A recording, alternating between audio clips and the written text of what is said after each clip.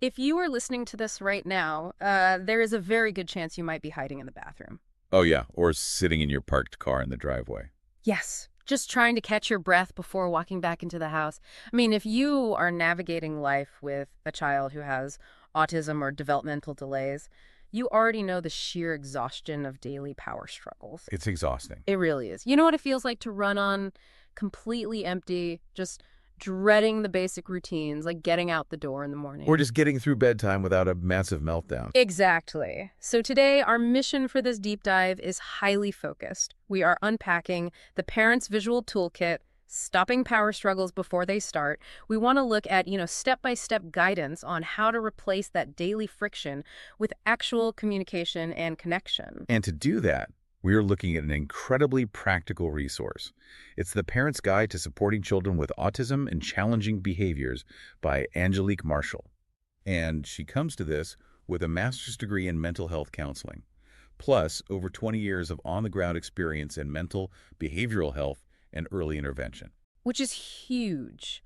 But before we go further, I actually want to clarify something from her background, because the guide mentions she develops individualized developmental behavior assessment plans and trauma-informed applied behavior analysis, or ABA, programs. Right. For anyone who, isn't deeply entrenched in the clinical side of things, what does trauma-informed ABA actually mean in practice? Yeah, it's a really important distinction because traditional ABA has sometimes focused heavily on just changing a child's outward behavior through repetition, like essentially training them to act a certain way. Just getting compliance. Exactly.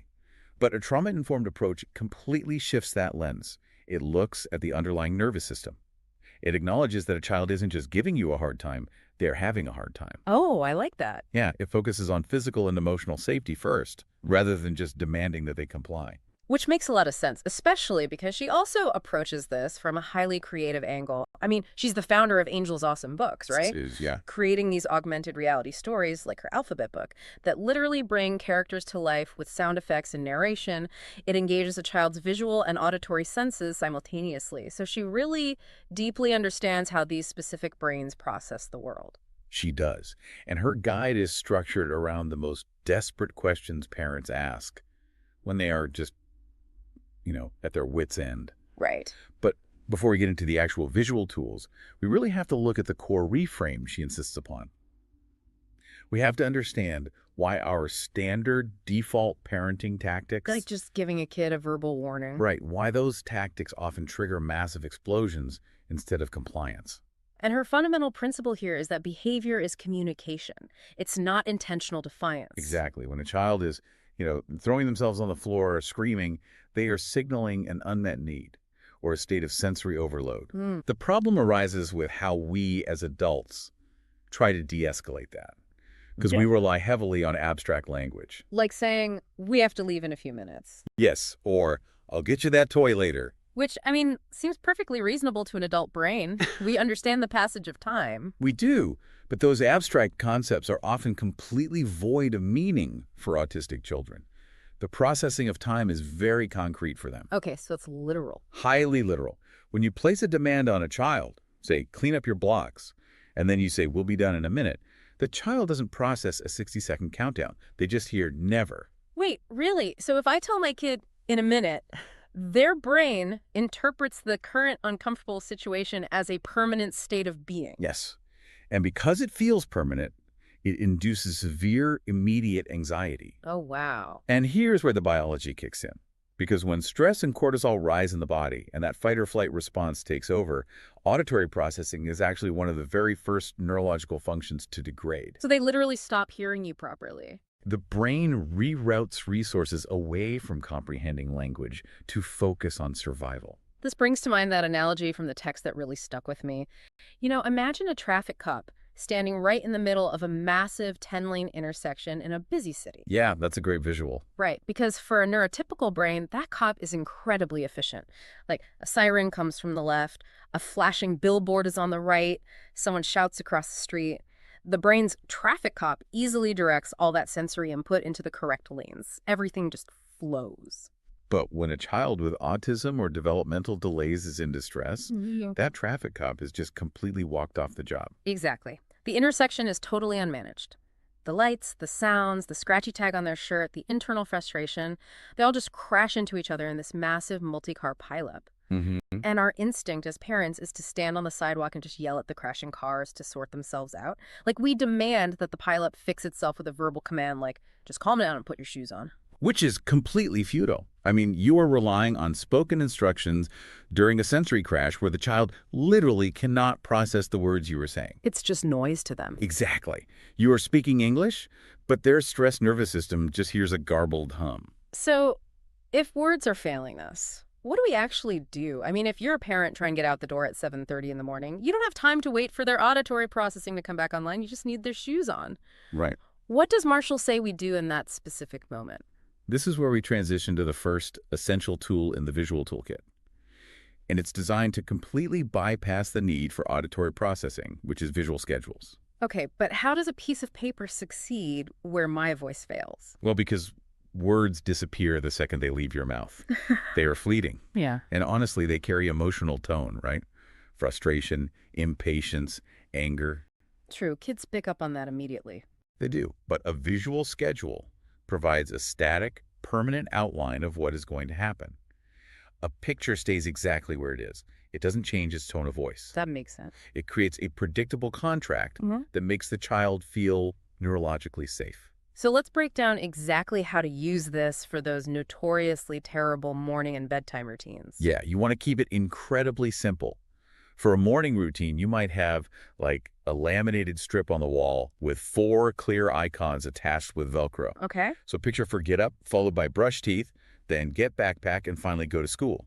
And for bedtime? Same idea. It might be icons for take a bath, dinner, brush teeth, and go to bed. And as the parent, like, what is my physical action here? Am I tapping the board and telling them what to do? Actually, your script should be almost non-existent. Really? Yeah. When the child stalls or gets distracted, you do not launch into a lecture. You just walk over, point to the board, and simply say, let's see what's next. That's it. Just let's see what's next. That is it. Do not over-explain. By doing this, you are answering the child's internal, panic-inducing question of what is happening to me and when does this end? Wow. You let the visual board be the authority, which removes you from the role of the nagging dictator. I have to admit, looking at this, I hear the voice of every traditional parenting book ringing in my ears. I mean, a lot of parents are going to look at this and think, isn't a visual schedule just giving in to their demands? Shouldn't they just learn to do what they're told out of respect? It's a very common pushback, but it really misunderstands the mechanism of what's happening. This isn't about giving in or coddling. Right. It's about reducing anxiety-driven escalations. You aren't lowering your expectations at all. The child still have to brush their teeth and get their backpack. Yeah, the rules haven't changed. Exactly. You are simply delivering the expectation in a language their brain can actually read during a state of stress. Okay, so the daily schedule handles the macro events, the broad strokes of the day, but that doesn't solve the micro battles. If a child sees cleanup room on that visual schedule, they understand what's happening, but they can still just plant their feet, cross their arms, and completely refuse to do that specific, highly non-preferred task. Oh, they absolutely will. Which brings us to the second tool for when you hit that specific brick wall, and that is first then boards. Okay, walk us through the mechanics of a first then board. It's a very simple two-step visual. You have a small board with 2 boxes. In the first box, you place a picture of the non-preferred task, the hard thing. Got it. And then in the then box, you place a picture of a highly preferred activity, which is the reward. First this, then that. So like first bathroom, then playground, or first cleanup, then iPad. Exactly. And the reason this stops task refusal and all that bargaining is that it makes time concrete. It visually guarantees the child that the uncomfortable task has a definitive, immediate endpoint. And it's followed by something they love. Yes. It's funny, if you really think about it, adults operate on a first then board all the time. We really do. Right. Think about a standard adult paycheck. First, I do this hard, exhausting project for my company. Then I get my direct deposit. Yep. If my boss came to me and said, first you work a bunch of overtime, and then you'll get paid eventually, maybe later, I would completely refuse the task. Oh, absolutely. I wouldn't work if the reward timeline was a vague later. So why do we expect a dysregulated child to do it? Exactly. We constantly demand compliance from children in ways we would never accept for ourselves. The first then board treats them with the same structural respect we expect from an employer. But I want to push back on this a little bit because to a stressed parent, this just looks like bribery.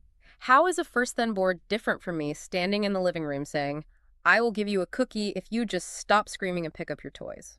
That is such a good question. The psychological difference between a structure and a bribe is profound, because bribery happens reactively, under duress. Okay.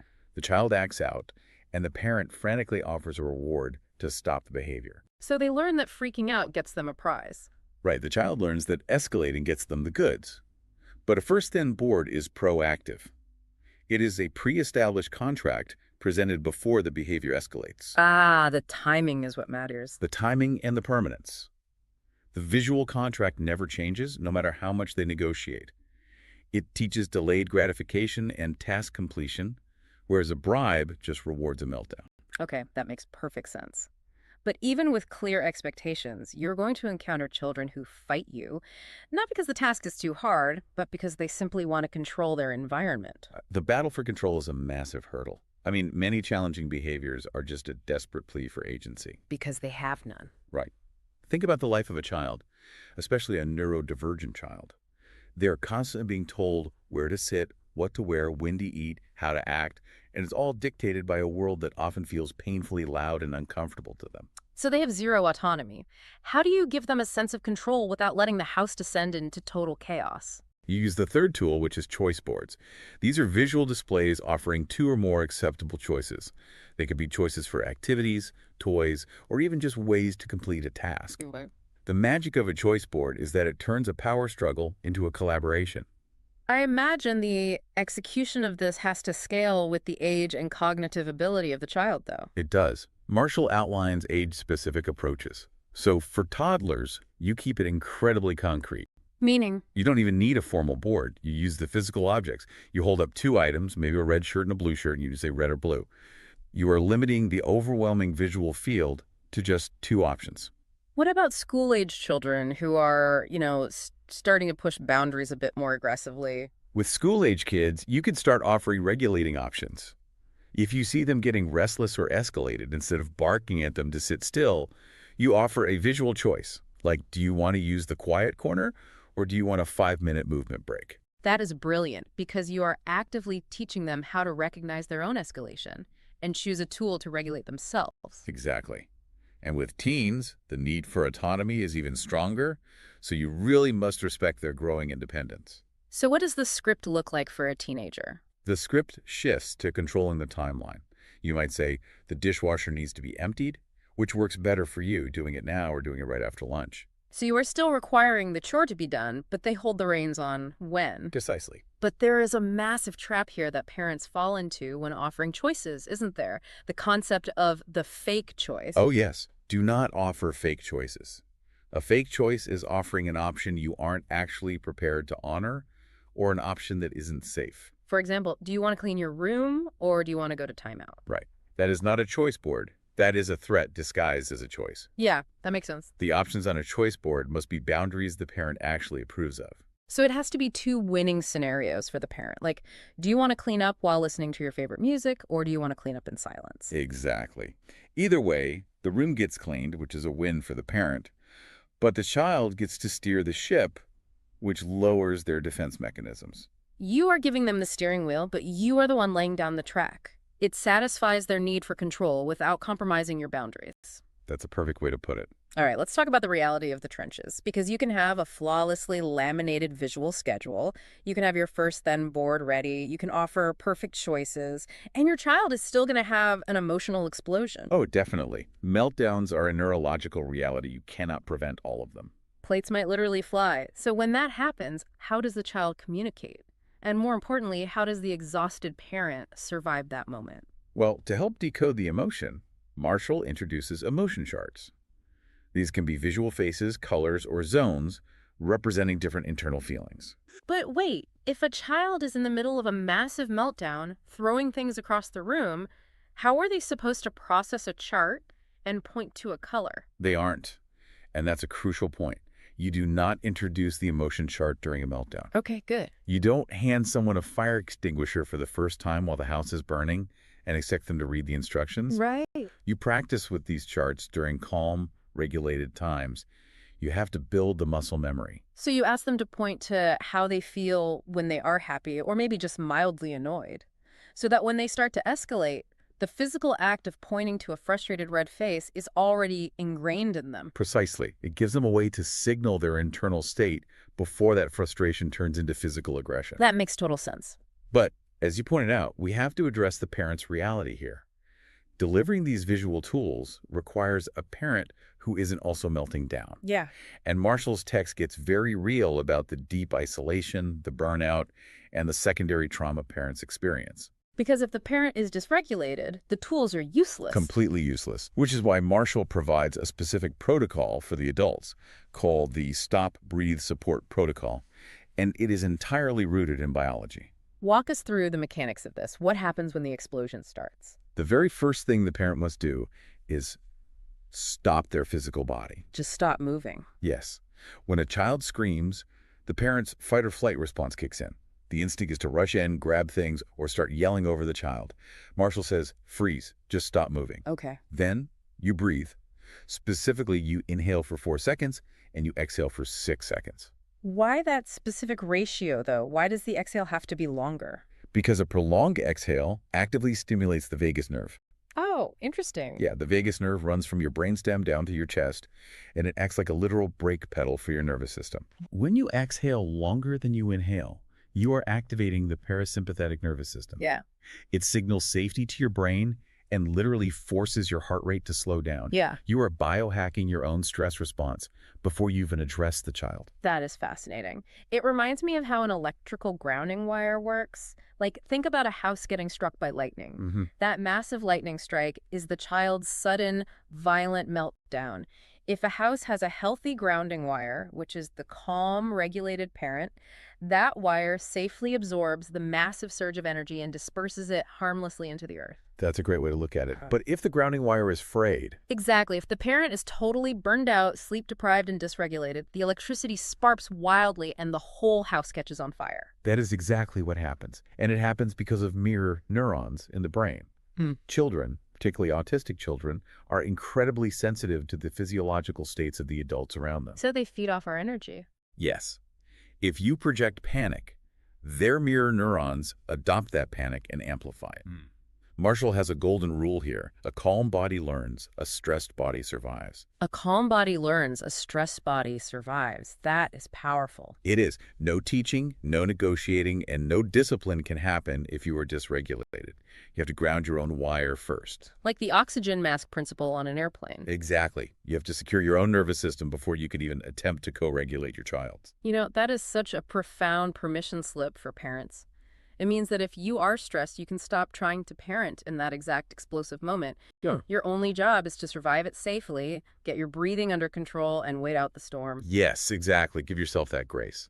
So bringing all of this together, by integrating these visual tools, the permanent schedules, the structural contracts of the First Them boards, the collaborative choice boards, and the emotion charts, you are fundamentally shifting the dynamic of your home. You really are. You are moving away from constant, exhausting verbal power struggles and building a space of predictable visual safety. You are adapting to their neurology rather than endlessly punishing them for not adapting to yours. If you are listening to this and realizing that you need these tools in your house immediately, we strongly encourage you to get the exact templates and the actionable frameworks we discussed today. Highly recommended. You can do that by purchasing The Parent's Guide to Supporting Children with Autism and Challenging Behaviors by Angelique Marshall. It is a remarkable practical guide.